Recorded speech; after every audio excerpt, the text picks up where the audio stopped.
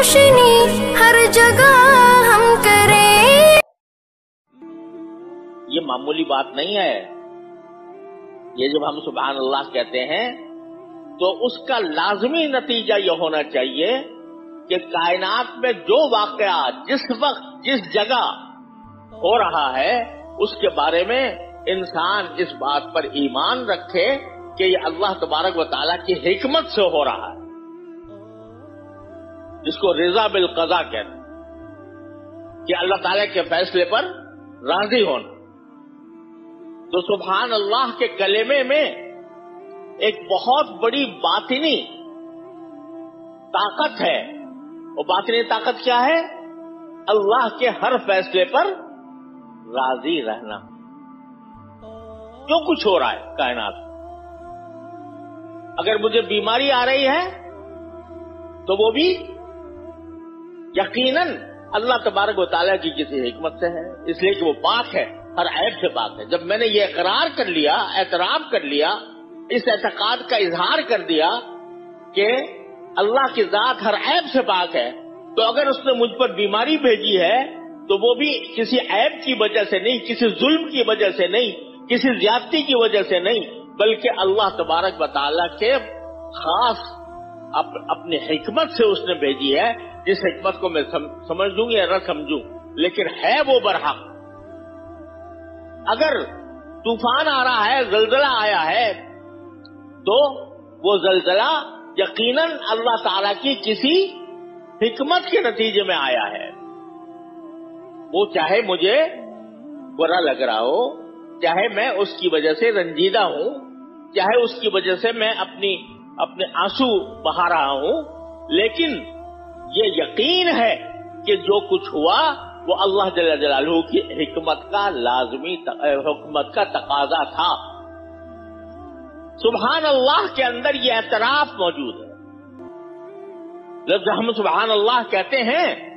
तो इस सुभान अल्लाह के अंदर ये एतराफ मौजूद है कि बारी ताला का जो फैसला भी होगा, चाहे मेरे हक में, चाहे मेरे रिश्तेदारों के हक में, चाहे मेरे बाप या बेटे के हक में, या मेरे भाई के हक में, या मेरे पूरे मुल्क के हक में, या मेरी पूरी कौम के हक में, जो फैसला भी है वो बरहक है, हिकमत के ऐन मुताबिक। अगर इंसान इस बात पर अकीदा न रखे और उसके दिल में खुदा न करे शिकवा पैदा हो जाए कि या अल्लाह मेरे साथ ही होनी थी मुसीबत, मेरे ऊपर आएगी, क्यों आई मेरे ऊपर, अगर ये दिल में शिकवा पैदा हो गया, उसको सुभान अल्लाह कहने का हक नहीं। सुभान अल्लाह वही कहेगा जिसका दिल इस बात पर पूरा मुतमईन हो कि देखने में जो वाकया मुझे बुरा भी लग रहा हो वो यकीनन अल्लाह जल्ल जलालहू के हिकमत के ऐन मुताबिक है। तो ये सुभान अल्लाह कोई मामूली कलिमा नहीं है, ये बहुत बड़े अजीम अकीदे की बुनियाद है कि उसका कोई काम ऐबदार नहीं, उसका कोई काम बुरा नहीं, जो फैसला वो करता है वो फैसला बरहक होता है। हजरत मूसा अलैहिस्सलाम को हजरत खिज़र अलैहिस्सलाम के पास भेजकर अल्लाह तबारक व तआला ने इसके मुजाहरा करा दिया। उसके कितने मुजाहरे दिखा दिए, कश्ती का तख्ता तोड़ दिया, उन लोगों की कश्ती का जो कि बगैर उजरत के उनको सफर करा रहे थे, उसका तख्ता तोड़ दिया। मूसा अलैहिस्सलाम तो घबरा गए कि ये तो डबो दोगे तुम हमें भी और पूरे कश्ती वालों को भी, लेकिन घबराए जरूर, उनके ऊपर थोड़ा सा नकीर की, लेकिन बाद में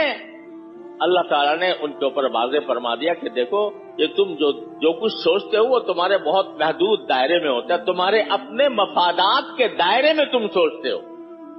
तुम्हारा मफाद किस में था इस पर सोचते हो, लेकिन वो खालिक कायनात जो पूरी कायनात का नज़्म चला रहा है उसकी हिकमत बालिगा तक तुम्हारी निगाह नहीं होती। इस वास्ते तुम कहते हो ये क्यों हो गया, ये कैसे हो गया, इतना बड़ा नुकसान हो गया, ये लोगों की मुसीबत के ऊपर मुसीबत आ गई, इसलिए तुम ये कहते हो। لیکن اگر سبحان اللہ کہتے ہوئے تمہیں یہ عقیدہ تمہارے دل میں بیٹھے